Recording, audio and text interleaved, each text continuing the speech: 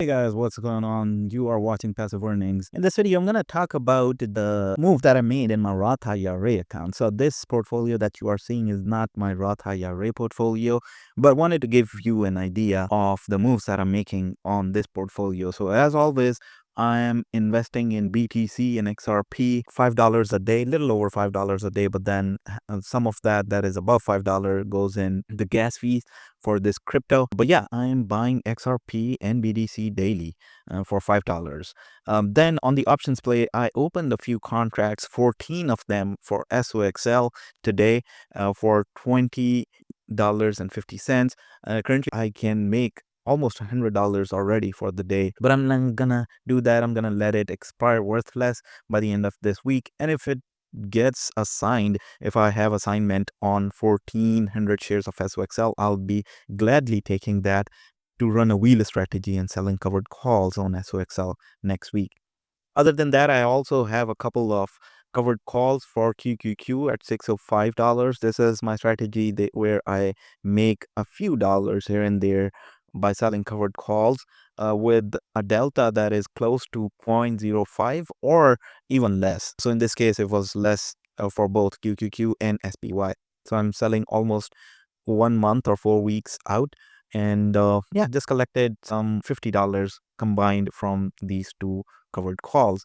Then for the topic of this video, I wanted to tell you guys why I sold my JEPQ shares from my Robinhood portfolio and bought another asset or another covered call ETF. And what is that? So a few videos ago, I shared this screener that I created for you all to have. I'll share the link of this screener as well if you want to see. But basically, I've built this screener on Seeking Alpha, which I'm affiliated with. So if you want to open an account with Seeking Alpha, they have a promotion going on. If you go through my link, you'll get $30 off. But then on Seeking Alpha, what I've created is a screener for NASDAQ covered call ETF. And in there, I also included just NASDAQ so that we can compare different covered call strategies with the NASDAQ QQQ ETF. So why did I sell out of JP Morgan Nasdaq? Although it was decent ETF, I would say it wasn't anything crazy, but it also has really surprisingly low expense ratio. But that came at a price for this year at least. What happened is since the asset under management or AUM was over $25 billion when I initially started investing in JEPQ in my Roth IRA. What I noticed is that the investments are not growing per se. And then on top of that, what is happening is price appreciation is, of course, for covered call ETFs is not that crazy, but it was holding up well. But then when I started looking on this screener that I'm showing you, I have different covered call ETFs. I started noticing something that I really wanted to share, and that's why I just sold out of JEPQ and opted for GPIQ, which is Goldman Sachs NASDAQ 100 Premium Income ETF. So if you see here, this is starting from August of 9th of August and going to till date. If you see here, the price return, of course, QQQ is the NASDAQ or the gold standard for the ETF itself. So we see a return of 23.6%, which is a price return. It is huge, I would say. But then second is GPIQ, the Goldman Sachs NASDAQ 100 Premium ETF. So why did I buy that if JEPQ has returned 5.5%? Wouldn't investing in JEPQ be better as a value investor? I would say no, because the strategy that JEPQ has compared to GPIQ is very different. It uses equity linked note, and those are pretty much hidden or abstracted from a regular day-to-day average Joe investor. So that is why you don't have much visibility on how the strategy has been made for any given time for JEPQ. Now, for GPIQ, it is on their website, they do show the total returns. Not only that, they also show the price return, but also they show some more information on what assets that they have. They basically are holding NASDAQ 100 ETF, basically holdings such as QQQ, and then selling covered calls on those holdings. And that is what makes it little unique and catch the upside as well. Although these are covered call ETFs, so you would never see them beating the index itself apart from in the downturn, because since they are covered calls, and then covered calls can generate income.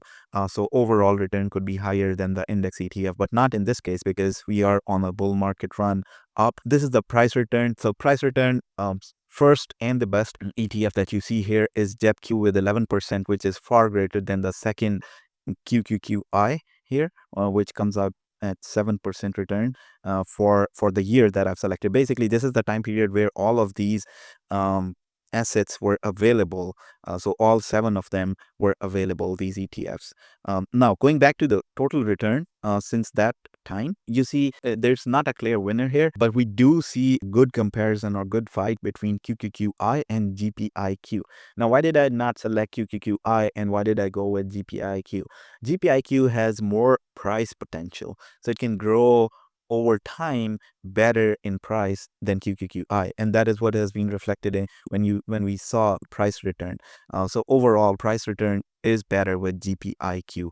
But when we go to the total return, the dividends that QQQI pay, when that comes or that hits your account and it gets reinvested, this is when QQQI takes a little bit of lead or a little bit of edge, and goes above GPIQ.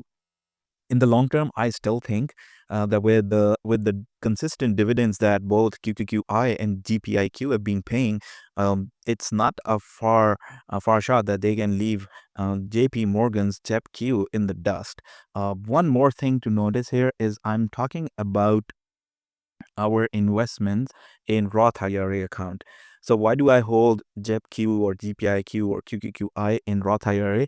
Is because I want to see these accumulation in Roth IRA account. So what happens in Roth IRA, we have a fixed $7,000 contribution limit. So if I were to add another dollar, I cannot.